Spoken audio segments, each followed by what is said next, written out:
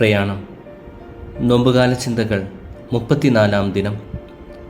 കുരിശനുഭവങ്ങൾക്ക് നടുവിലും കുരിശിലെ നാഥനെ നാം ചേർത്തു പിടിക്കണം.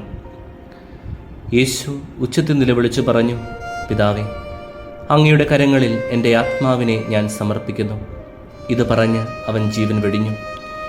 ഈശോയുടെ ഹൃദയത്തിൻ്റെ ആഴങ്ങളിൽ നിന്ന് സ്വർഗത്തിലേക്ക് ഉയർന്ന ഒരു പ്രാർത്ഥനയാണ് പ്രയാണത്തിലെ ഇന്നത്തെ ചിന്താവിഷയം. ഒരു സമ്പൂർണ്ണ പ്രാർത്ഥനയായിരുന്നു അത്. ജീവിത ദൗത്യം പൂർത്തിയാക്കി പിതാവിന് സമ്പൂർണ്ണമായി കീഴടങ്ങുന്ന സുന്ദരമായ പ്രാർത്ഥന. പ്രാർത്ഥനയോടെ പിതാവിൻ്റെ സന്നിധിയിലേക്ക് മടങ്ങുന്ന പുത്രൻ.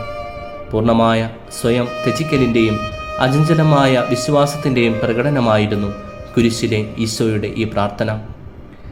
ദാവീദ് രാജാവ് ജീവിതത്തിൽ പ്രതിസന്ധികളുണ്ടായപ്പോൾ ദൈവത്തിലുള്ള സമർപ്പണം തുറന്നു പ്രഖ്യാപിക്കുന്നു. എനിക്കെതിരെ അവർ ഒന്നു ചേർന്ന് ഗൂഢാലോചന നടത്തുന്നു. എൻ്റെ ജീവൻ അപഹരിക്കുവാൻ അവർ ആലോചിക്കുന്നു. കർത്താവേ, ഞാൻ അങ്ങയിൽ ആശ്രയിക്കുന്നു. അങ്ങാണ് എൻ്റെ ദൈവമെന്ന് ഞാൻ പ്രഖ്യാപിക്കുന്നു. ദാവീദിൻ്റെ സന്താന പരമ്പരയിൽപ്പെട്ട ഈശോ തൻ്റെ ജീവിതത്തിൻ്റെ അതിനിർണായകമായ നിമിഷങ്ങളിൽ അങ്ങയുടെ കരങ്ങളിൽ എൻ്റെ ആത്മാവിനെ ഞാൻ സമർപ്പിക്കുന്നു എന്ന ദാവീദിൻ്റെ പ്രാർത്ഥന കടമെടുക്കുന്നു. ഈശോയുടെ കുരിശിലെ മരണനിമിഷം പിതാവിനോടുള്ള വിശ്വാസത്തിൻ്റെയും ആത്മബന്ധത്തിൻ്റെയും നിമിഷമായിരുന്നു. ദാവീദിൻ്റെ വാക്കുകളോട് ഈശോ പിതാവേ എന്ന ഒരു വാക്ക് കൂട്ടിച്ചേർക്കുന്നു. പിതാവും പുത്രനും തമ്മിലുള്ള ഹൃദയബന്ധത്തിൻ്റെ പ്രഘോഷണമാണ് ഈശോയുടെ കുരിശിലെ അവസാനത്തെ മൊഴി. കുരിശിൻ ചുവട്ടി നിൽക്കുന്ന പരിശുദ്ധ അമ്മയും പ്രിയ ശിഷ്യനും യോഹന്നാനും സഭയുടെയും പുതിയ കുടുംബത്തിൻ്റെയും പ്രതിനിധികളായി നിന്നുകൊണ്ട് ദൈവപുത്രൻ്റെ സമ്പൂർണ്ണ സമർപ്പണ പ്രാർത്ഥനയിൽ പങ്കുചേരുന്നു. മറിയം സ്വന്തം ജീവിതം ഒരിക്കൽ കൂടി കുരിശിൻ ചുവട്ടിൽ വെച്ച് ദൈവപിതാവിന് സമർപ്പിക്കുന്നു. സഭയ്ക്കും കുടുംബങ്ങൾക്കുമുള്ള ഒരു മഹനീയ മാതൃകയാണത്. പൂർണ്ണമായി പരിത്യജിച്ച് പിതാവിന് തന്നെ സമർപ്പിക്കുക എന്നത് നമ്മുടെ അനുദിന ജീവിത ദൗത്യമായി മാറണം. ജീവിതം ദൈവത്തിന് സമർപ്പിക്കുന്നതിനേക്കാൾ ശ്രേഷ്ഠമായി മറ്റൊന്നില്ല.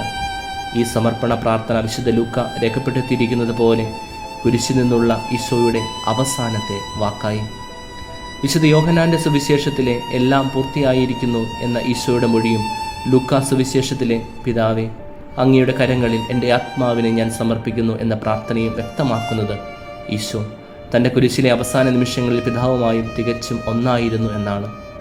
സ്വർഗപിതാവിൻ്റെ മുഖം ദർശിച്ച് പിതൃഭവനത്തിലേക്ക് യാത്രയായ ഈശോ എത്രയോ ആശ്വാസവും പ്രതീക്ഷയും നൽകുന്ന കുരിശ് ചിത്രമാണത്.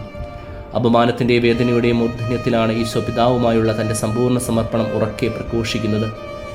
വേദനയുടെ പാരമ്യത്തിൽ നിൽക്കുമ്പോഴുള്ള സമർപ്പണത്തിന് മാറ്റുകൂടുതലുണ്ട്. മറ്റുള്ളവരിൽ നിന്നുണ്ടായ ക്രൂരതകൾക്കോ അപമാനമോ നിന്ദനങ്ങൾക്കോ പിതാവിനോടോ അവിടുത്തെ വിശുദ്ധഹിതത്തോടുള്ള കീഴ്വഴങ്ങളിൽ നിന്ന് ഈശോയെ പിന്തിരിപ്പിച്ചില്ല. പകരം അവിടുന്ന് തൻ്റെ പിതാവുമായുള്ള അനന്തമായ ഐക്യം വിളംബരം ചെയ്യാൻ ഒരു മനുഷ്യൻ്റെ ഏറ്റവും നിസ്സഹായമായ ഈ അവസ്ഥ തിരഞ്ഞെടുത്തു.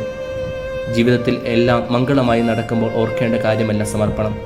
നമ്മുടെ ജീവിതത്തിൽ പലപ്പോഴും കുരിശുകൾ വരുമ്പോൾ ദൈവത്തിലുള്ള വിശ്വാസവും പ്രതീക്ഷയും ഇടിയാൻ തുടങ്ങും. എന്നാൽ വേദനയും സങ്കടവും ദൈവത്തിൽ നിന്ന് നമ്മുടെ കണ്ണുകൾ തിരിക്കാനുള്ള അവസരമാക്കരുത്.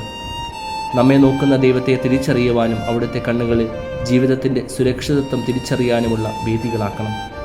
സ്വർഗത്തിലെ പിതാവിനോടുള്ള നമ്മുടെ സമർപ്പണം ആഴത്തിലാക്കേണ്ട സമയമാണ് നോമ്പുകാലം.